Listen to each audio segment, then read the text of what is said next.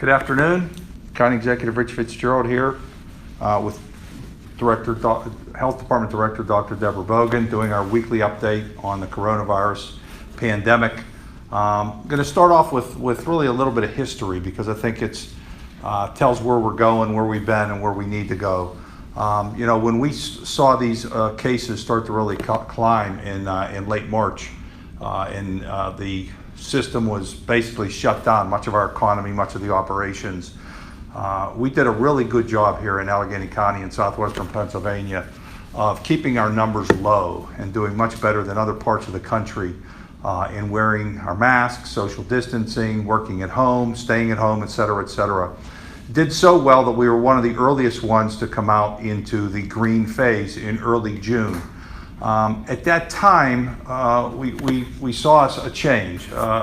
Things really opened up, and we saw numbers start to surge a few weeks later as a lot of us weren't wearing the masks, weren't socially distancing, and saw our numbers climb.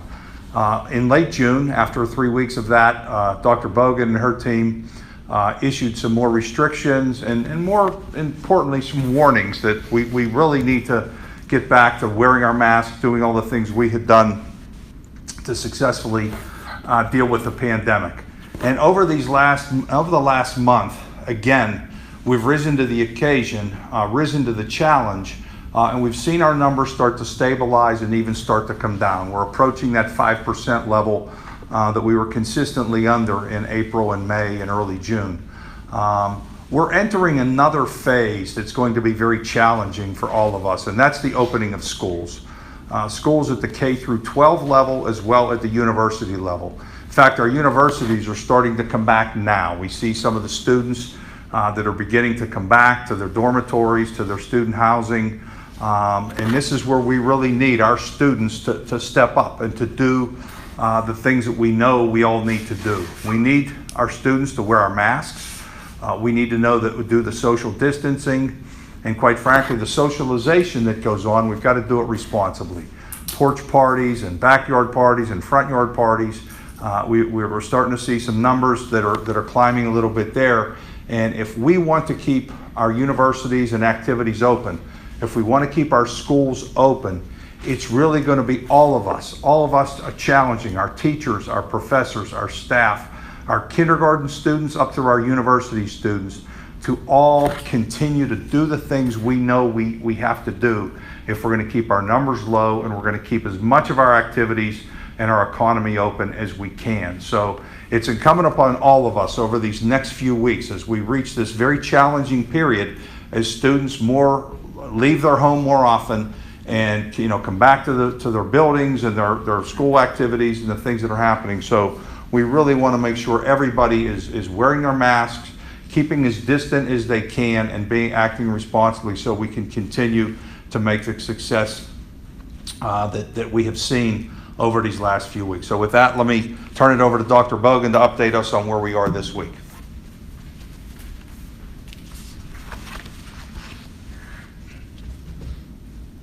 Thank you, Rich, and good afternoon. Thank you all for joining us.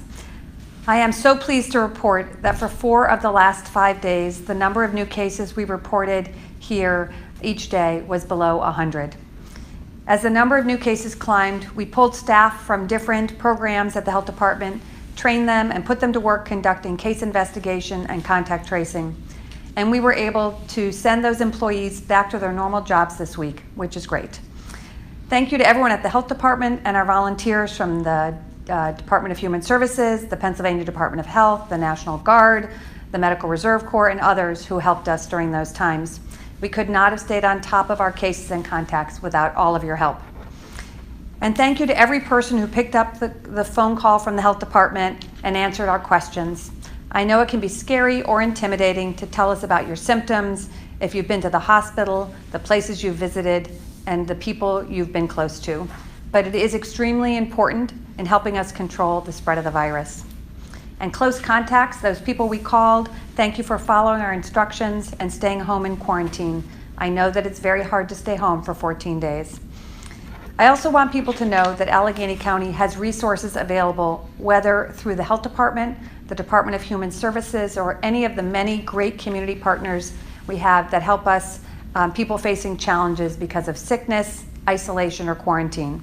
So please, when we do call, if you have needs, be open and upfront with us so that we can help you provide whatever services you need, whether it's with childcare or food or staying isolated in a crowded home. We're here to help you, so let us know what we can do.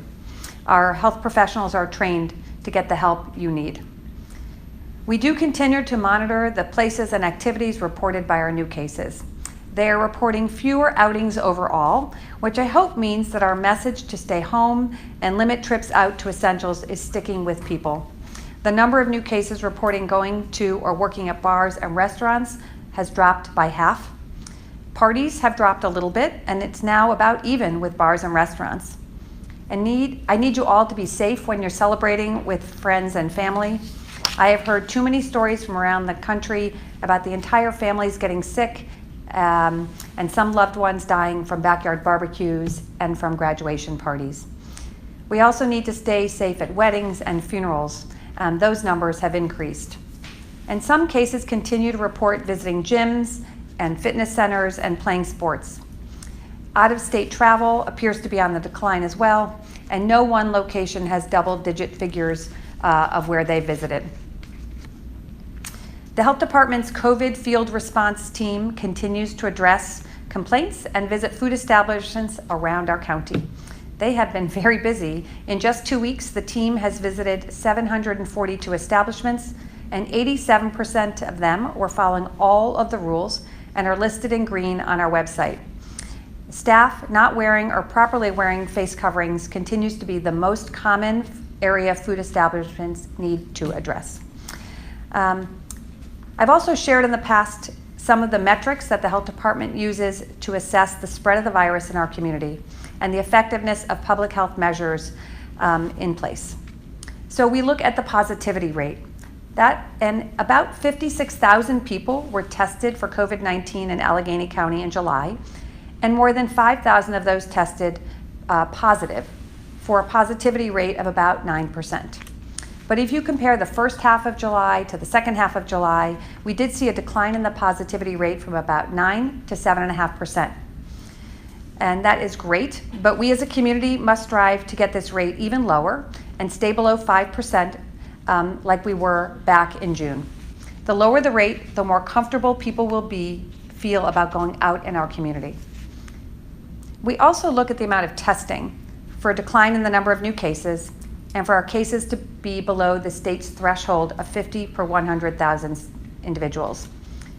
The metric we use for looking at tests is at the number of new cases. So you take the number of new cases 1 week, and we would like to see the response to that and to see a rise in the number of testing cases. So at least 50 new tests done for the week based on the number of cases that were the week before. And unfortunately, we continue to be well below that bar. And even though the number of new cases has declined, the numbers are still too high for the Health Department to feel comfortable with the level of spread in the virus. When Governor Wolf first started moving our counties out of the red phase and into the yellow and green phases, he said he wanted the number of new cases to stay below 50 per 100,000. Unfortunately, Allegheny County remained 3 times that level during the last week of July. So as you can see, although we're doing better, we still have some room to go to reduce the prevalence of the virus in our community. I know we can do it. We've been getting better and better, but please, we need to remain vigilant to keep driving that number down further. Finally, I want to bring to your attention that this is World Breastfeeding Week. And while our world's population is in turmoil from the virus that causes COVID-19, it is particularly frightening for pregnant and recently delivered families. They face limited support due to the recommendations for physical distancing and limited visitation, in addition to the fear of the actual virus and its consequences. Breast milk feeding is not only the optimal nutrition food for infants, it also protects infants from a wide variety of infections, including viruses such as influenza and those that cause vomiting and diarrhea. And although we don't yet have data on the role of breast milk in protecting infants from COVID-19, breastfeeding is vitally important for both the long and short-term health of women and children. So during World Breastfeeding Week, Please support the women of the world to meet their breastfeeding goals. And to close, I would like to remind you of the simple and essential things you all can do to reduce the spread of the virus in our community. And that is to stay home if you're sick and get tested. Limit your trips out of the house to the essential visits. Please wear your mask over your nose and your mouth. Keep 6 feet away from others and avoid crowds and groups of people. And wash your hands frequently. And remember, please stay safe and be kind. Thank you. The first question that we have today is from the Post-Gazette. Has the Allegheny County Health Department been able to determine how nursing homes in the county went from almost no cases to an outbreak so quickly? Can you tell us whether it was an asymptomatic employee, for instance, or could all the cases just be explained because there's now universal testing? And does that mean many patients were asymptomatic before and just didn't know it? We do not have an absolute right answer to that question because we can't prove where the infection came from. We were always concerned when we saw the number of young adults getting sick that this could spread into our nursing and long-term care facilities because those are the population that work in those facilities. And again, many people are asymptomatic. So we think that maybe it came from asymptomatic staff, but maybe not. And I really don't think that universal testing is important, and I'm thrilled that the Pennsylvania Department of Health actually required that. But probably the universal testing picked up pre-symptomatic or asymptomatic individuals because they have been all along testing anybody who's symptomatic. So I don't think that was the explanation. And again, that's just our best guess. But the nursing homes and the long-term care facilities really are doing a really great job at checking temperatures, checking for symptoms, cohorting people, following universal precautions in terms of infection control. So I think we would like to see no cases in nursing homes. That would be our goal, and they're getting better and better at preventing them, but it's a huge challenge. This next question is from Public Source. Given that schools in other states like Georgia saw new COVID-19 cases upon reopening, what do you recommend as school districts consider in-person instruction, not construction? The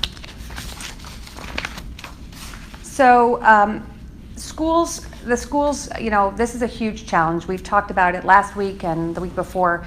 The schools really have to balance the risks of not returning to school with the risks of returning to school, the importance of school for children, and the benefits of returning.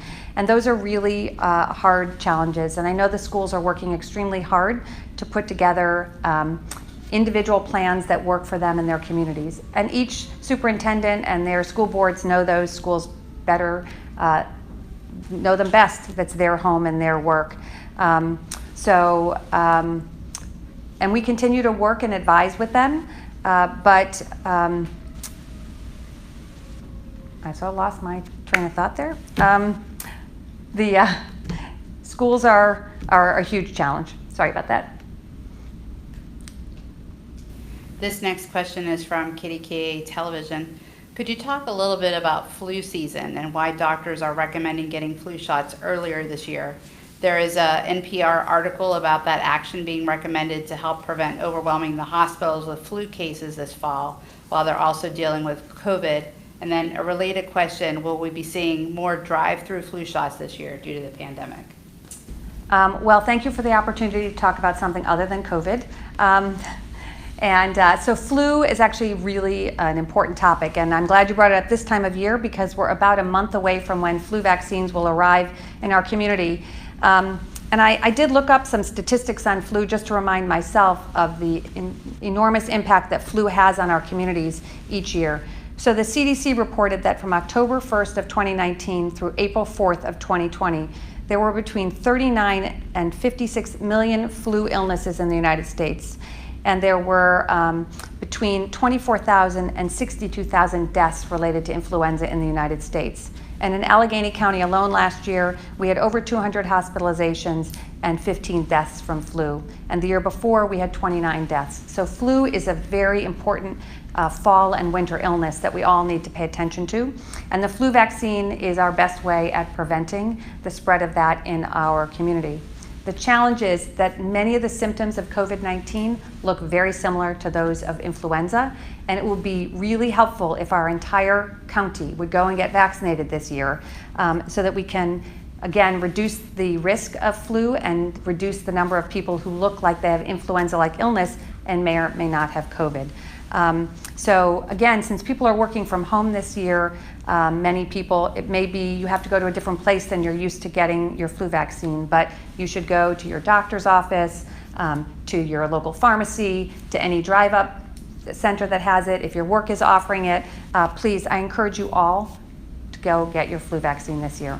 And the earlier the better, so we can get our entire county vaccinated before flu hits our county in a big way sometime between October and December. So the sooner we get vaccinated, the better.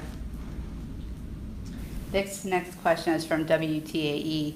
We've seen a sustained positivity rate for the last few weeks, roughly between 5 and 8%. Given that and restaurant owners' plans to protest, have there been any considerations of asking the state to ease some of the indoor dining restrictions? You know, restaurant activity is obviously one of the most challenging during this pandemic. The actual aspect of, number one, going indoors, number two, not having a mask on, eating, drinking, spitting, talking, etc., is one of the most dangerous activities you can do during this pandemic. So unfortunately, our restaurant owners and our restaurant workers have really suffered economically as much as anybody during this pandemic. I think what we need to do is, what I would encourage everybody to do is, you know, your favorite restaurant, the one you go to on a regular basis, order the takeout, make the call, order your food, you know, patronize these good, hardworking people, and then take it home. We know the outbreak occurred early in or June when we went into the green phase, and the governor has moved it to 25%. I'm still not sure that 25% is a limiting factor, because I think a lot of people are making their own decisions. It's not about the governor, it's not about the health department or anybody else limiting people to go there. People are making their own decisions because they realize that this is a very risky behavior, a very risky activity. So again, let's patronize our restaurants in a different way. Let's do it with takeout or outdoor dining. And hopefully, as we get through this, our restaurant folks will be able to continue to operate and do the great things that they've done.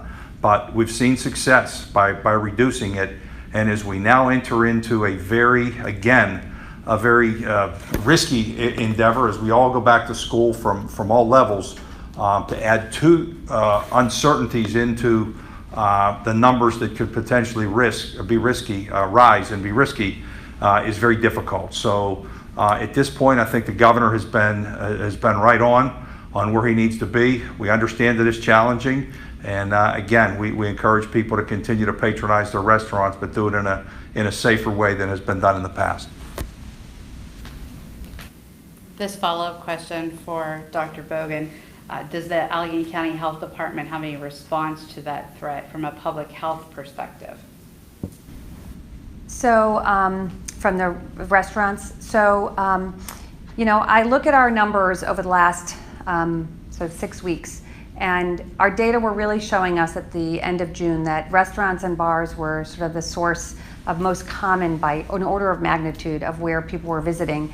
And when we have seen a really lovely response to the mitigation strategies we put in place. So if you look at our numbers, you know, after we started those mitigation strategies, for about 2 weeks, our numbers stayed about the same. They went up a little bit and then they stayed the same. And as we predicted, they have started around 3 weeks, they started to come down nicely by around 50 counts a week, and then they've come down again. And so I think we're seeing the effect of our mitigation strategies. So from a public health perspective, the mitigation strategies we put in place have worked, and I want to see that they continue to work and bring those numbers down.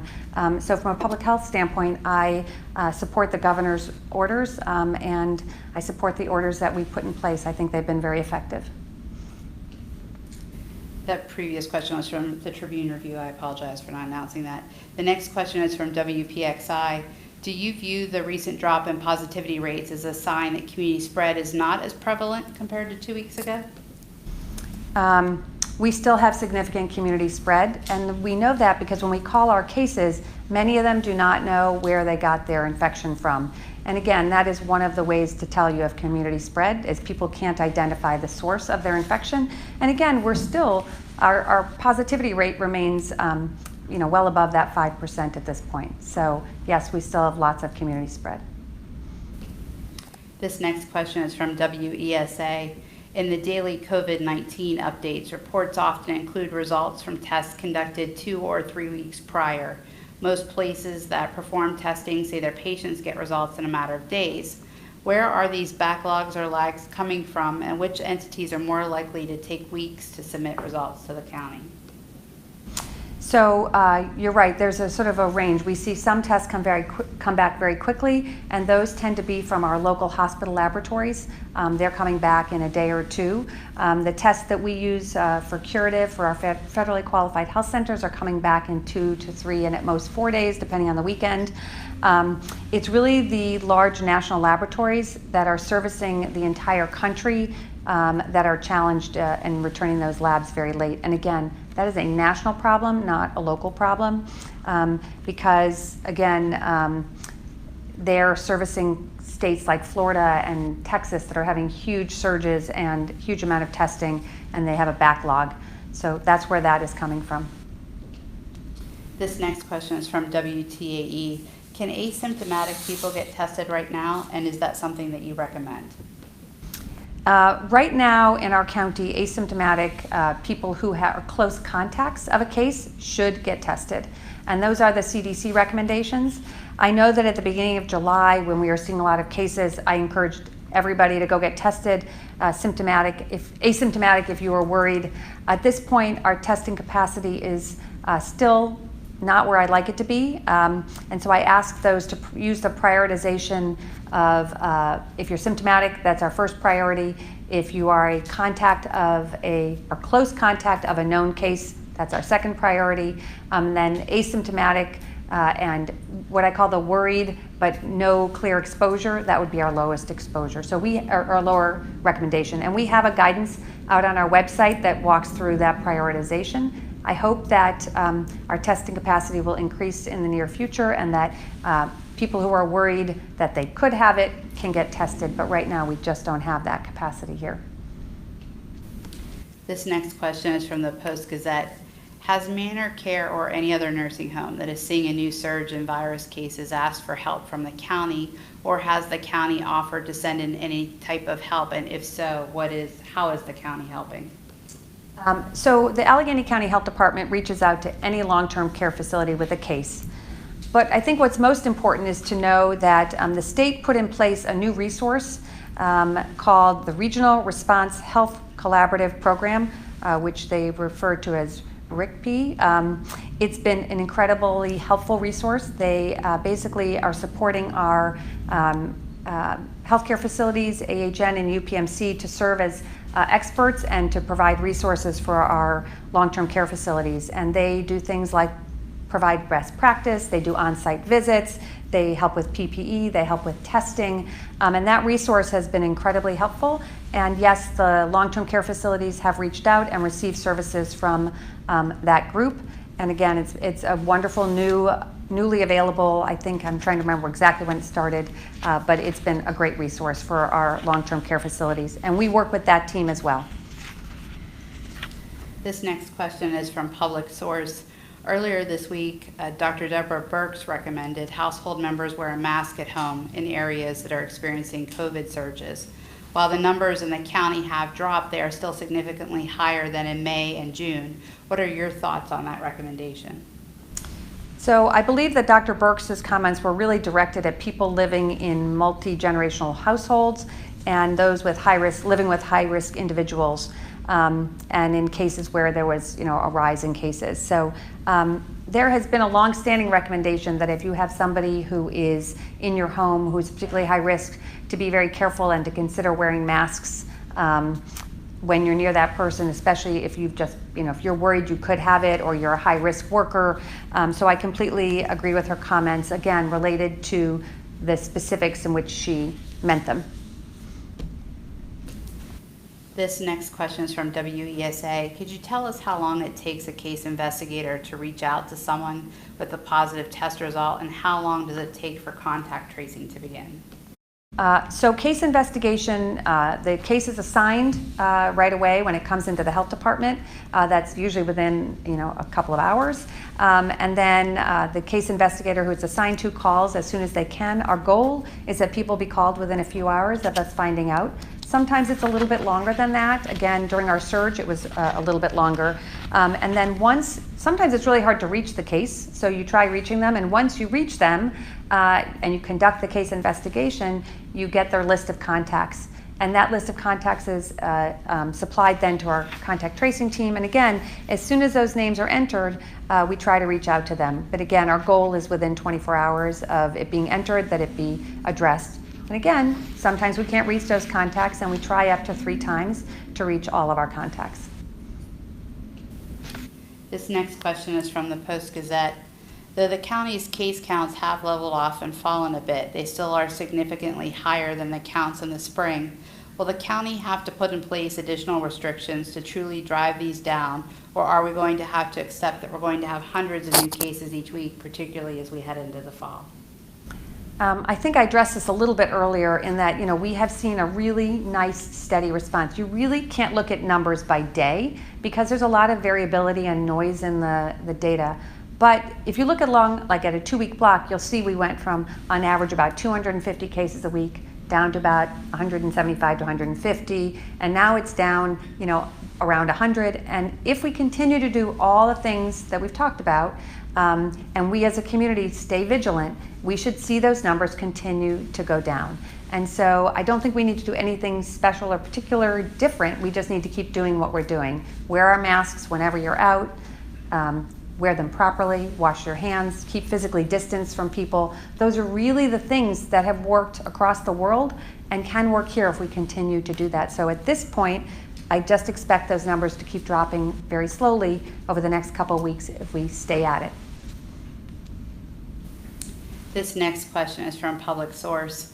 On Monday, the health department provided an age breakdown of hospitalizations.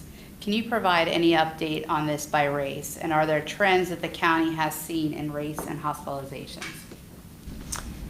So we are working at the county health department to put out trends across time for both race, by hospitalization by race, cases by race, and we hope to have that up soon.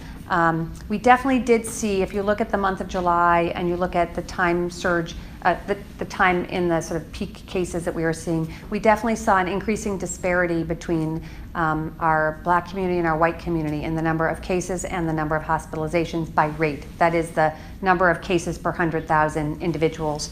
And so we've been keeping a very close eye on that.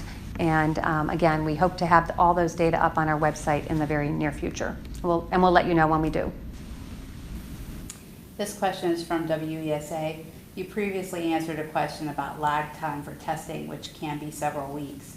Are there concerns that these lag times are significantly muddying the data, or are enough of the tests being turned around quickly so that you're able to confidently draw the conclusion that case numbers are indeed declining? Yeah, confident in our numbers. Again, I try to look at them over a week or 2 period, and I'm, again, consistently from the mid of July till now, we are definitely seeing a steady decline. It's, again, I don't recommend you look at day to day. And the lag time in the labs, again, it's a minority of the cases. Most of the tests are being sent to local labs and coming back quickly enough that I feel like the confidence in our numbers is good. And this last question from WTAE, should fall sports be played in Allegheny County? Oh, that's a tough and loaded question. Thank you for that as the last question. I worry a lot about contact sports when our case rates are high. And young children have asymptomatic spread a lot. So I know that that's been a heated conversation, and at this point I'm going to hold my thoughts until we have more data on sports. but it is a challenge for sure. And not all sports, I will also say, not all sports are equal risk. Contact sports are very different than, say, tennis across a tennis court, or I could think of golf or other things where there's low contact and far distances between people. So whether they should be played or not, I think depends a lot on our case counts and where we're going. That was the final question. If there's any closing remarks. Thank you, Dr. Bogan, and thank the members of the health department who've really been, again, doing yeoman's work, and really all of our frontline folks who are out there, putting themselves at risk, but to serve the public. And I'm talking about people that serve our food, and first responders, and people that take care of our folks in our nursing homes, and our healthcare workers, and so many who are out there on a daily basis, doing things that, doing the activities. What we've learned throughout this is activities that we do are different, and they're going to have to be different until we get a vaccine or a cure. But if we do these activities in a good, responsible, health responsible way, wearing our masks, keeping socially distanced, etc., doing the things that our health experts are telling us, we can do them. We've seen Major League Sports have now come back. They're back differently. There aren't fans in the seats, but we can certainly watch it on TV. Baseball, basketball, hockey have come back. Retail, how it's different. Restaurants and food, it's just going to be a different activity where there's more takeout and more outdoor dining as opposed to indoor dining. Meetings, we all know how meetings are different right now. They're on Zoom or Microsoft Teams or other ways, or conference calls, on and on. Voting, we know voting now can be different, where people can vote by mail. And so all these different activities that we do, whether we go to work in an office, through finance, through construction, where we can keep ourselves socially distanced, we can still continue to operate. We're just operating in a different manner. We're entering a time when people are starting to go back to school. And again, I bring this up, wearing the mask. The mask is what you do when you wear a mask is you're saying you care about your community. You care about your fellow men and women that you come in contact with, the boys and girls that you go to school with. It's not just about you wearing that mask. As the president says, it's patriotism. You're patriotic if you wear a mask. And that's what we want people to do. Generations before you, college students, were asked to go across the pond, go across and put yourself at harm's way to defend freedom and fight wars. We're in a different kind of a war. We're in a war with a virus, but we need your help. We need you to be vigilant. We need you to be responsible. And we need you to wear your masks and actually put a little peer pressure on your fellow classmates if they're not wearing their mask. When you're in class, you need to be wearing that mask. When you're out and around people, you need to be wearing that mask, and you need to be keeping that distance. We're counting on you. We're counting on you to have a good fall in which we can have activities such as sports and other activities that we'd like to see return to somewhat of a normal in this pandemic time. So let's continue to work together, continue to work and listen to our health professionals. Let's continue to drive those numbers down and continue to open up as much as we can and operate in as normal manner as we can. Thank you, and stay safe.